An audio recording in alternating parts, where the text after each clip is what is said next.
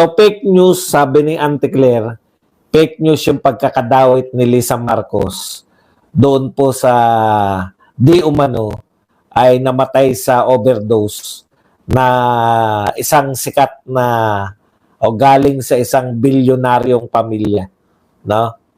Na ang fake news doon, tinukoy kasi ni BP Sara kasama si Lisa Marcos doon sa grupo nung tao na yon, no? Na overdose di umano sa cocaine. Okay.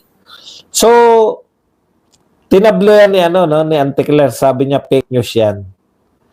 Fake news yan dahil si Lisa Marcos daw nagpakita ng picture. So sabi ni Auntie Claire, eto nga yung picture, umatin siya sa BSP GSP at that time. Ibig bang sabihin, sinasabi ba ni BP Sara na hindi naganap yung GSP? Galing no? Magaling din si Claire wala naman po ako narinig.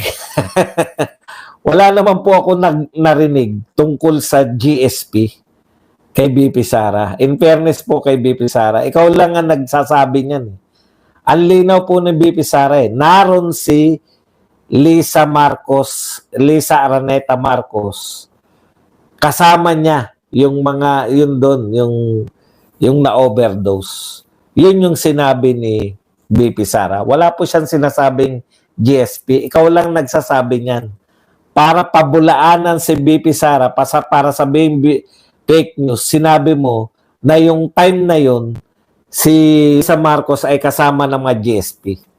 Okay.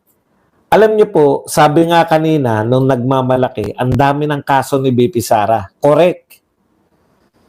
Di ba? Miski nga yung pangyayari, naalala niyo yung dadalhin sana nila si Attorney Zulaika sa correctional, di ba? Na hinarang ni BP Sara. O yun nga, kinasuhan nyo si BP Sara Magtapata na tayo, Auntie Claire. Lahat kinaso nyo kay BP Sara. Impeachment, pati yung sabi niya na pag ako namatay, may inutusan na ako na maghiganti sa akin. Diba? May kaso siya ron. May kaso siya nung inaawat niya yung mga pulis na dadakip o magdadala kay Attorney Zulaika doon po sa correctional o sa ospital ba muna? Ospital. Kinasuhan nyo rin, na-dismiss nga lang. Kinasuhan nyo ng impeachment. Wala po kayong di ba, Auntie Claire? Yung mga kakampi mo sa palasyo, walang pakundangan yan Kung fake news yan si BP Sara at kasiraan yan ni Lisa Araneta Marcos, di ba? Bakit hindi nyo kasuhan si BP Sara? Nang makita kung may mailalabas si BP, kasi kung police report yung kinukot ni BP Sara, hindi po basta-basta lalabas yan. Pero kung kinasuhan nyo, mapapatunayan nyo na kung sino nagsasabi ng totoo. Ang dami nyo lang kinaso Ano yung nakakapigil sa inyo para kasuhan uli si BP Sara dyan? Ayan po, mas kasiraan niya ng pamilyang Marcos. Ibig nyo sabihin, yung mga simpleng hinarangan niya, yung pilit na pagdadala kay Attorney Zulaika, pwede nyo isang kasuhan dito. Sirang-sira kayo, hindi nyo makakasuhan. Bakit hindi mo pagpayuhan? Yung pamilya Marcos nakasuhan at ikaw na mag-abogado. Ikaw na mag-abogado. Ang galing mo pala sino bang kinakasuhan nyo lang ng fake news? Mga vlogger lang? Pero pagka Vice President, hindi nyo kaya. Hindi po sa hindi nyo kaya. Kaya nyo pong ikaso. Wala nga katotoran yung mga pinagkakaso nyo magkaalaman, di ba? Kuya Will. Sa pakape. Baka gusto mo magpa-jacket dyan. Ngayon, Sabi mo, fake news, sabi ni BP Sara. Kung wala kayong isasampang kaso kay BP Sara, salita-salita lang, salita ni BP Sara versus salita ni Auntie Claire, o sino paniniwalaan ng tao? Sino sa tingin nyo ang may kredibilidad? Si Auntie Claire o si BP Sara? Di ba? Okay. Ikalawa, yung basura. Nag-react siya doon sa basura daw. Basura in, basura trash in, trash out. Ang paliwanag ni BP Sara ganito, no, yung ang sinasabi ni BP Sara, wala kasing natural. Ang sinasabihan niya, ikaw Claire, bakit panay basura lang lumalabas sa'yo? Di ba? Bakit panay paninira? Yun yung tinutukoy niyang basura, yung panay paninira lang. Ang sinabi diyan ni BP Sara, kaya basura lang yung lumalabas sa bibig mo, Claire. Kaya panay paninira lang. Wala namang kasing ginagawa ang Pangulo. Yun po yung premise dun. Walang ginagawa ang Pangulo ng Pilipinas. Dito ako bilib kay Auntie Claire eh. Nadadala niya sa gusto niyang argumento eh. Wala namang ginagawa yung Pangulo ng Pilipinas. Kaya ang gagawin lang nila, manira sa mga Duterte. Yun yung meaning nung trash in, trash out. Ano ba magagawa ng spokes ng Pangulo? Si Claire yun. Kahit po i-deny nyo na si Claire ay hindi nyo spokes, eh yun po ang lumalabas eh. Di ba? Basura lang lumalabas sa bibig ni Claire kasi nga, wala naman siyang may pagmamalaki na ginagawa. O Auntie Claire, si Pangulong Marcos nagmamalaki oh. Ano yung sinabi ni Pangulong Marcos na malaki kong pagkakamali?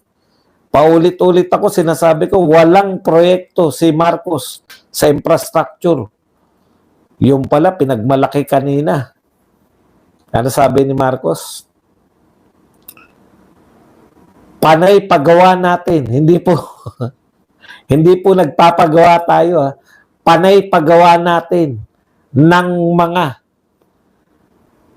flood control projects. Auntie Claire, pag malaki mo naman yung flood control projects, para naman nasisiyan kami. Pag malaki nyo naman, saan ba yung mga flood control yan makikita? Panay flood control daw eh. Okay. Ayon din kay Auntie Claire, yung Hong Kong Gold Link na money laundering, wala daw katotohanan. Ganun niya lang po, pinasimple yun. Walang katotohanan.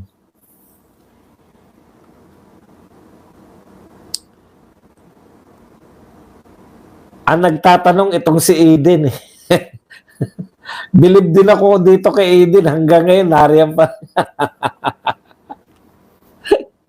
Maganda po yan, eh, no? Hindi nila matanggal-tanggal si Aiden kasi sinasabi nila yung press freedom, eh, di ba?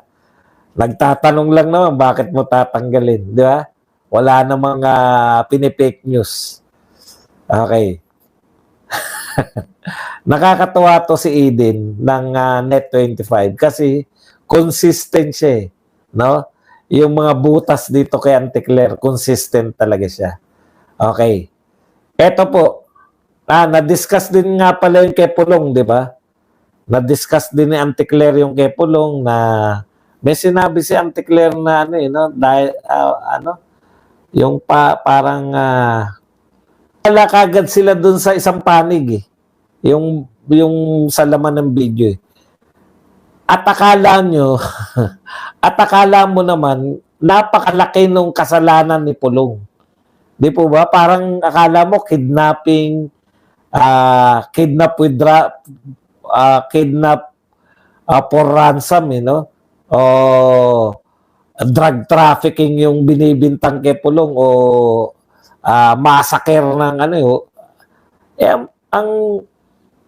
ang binibintang naman kay Pulong di umano hindi raw nagbayad ng kulang ang binayad sa chiching. Kala mo talaga, ang laki-laki, no? Ngayon, yung iba pa pong nakita nyo, yun ay nakita ko, nakita nyo. Di ba? At nakita nating lahat. Hindi, kasi walang tokis eh. Di ba? Kung ano yung interpretasyon nyo, yun na yun. Kung bakit pabaliktad. Baka nagbato sa ila. Bakit pabaliktad siya gumamit ng ano? Ibig sabihin, meron pong panyanyari yun eh, di ba? May panyanyari po na sila lang po nakakalam yung mga naroon eh, no? Kasi nakakatawa yun eh. Di ba, sinasaksak ni Pulong kunwari, pero baliktad. Hindi natin alam kasi hindi naman siya, nakikita nyo ba na pumapalag o tumatakbo? Wala naman eh. Di ba? Wala namang kaguluhang nagaganap.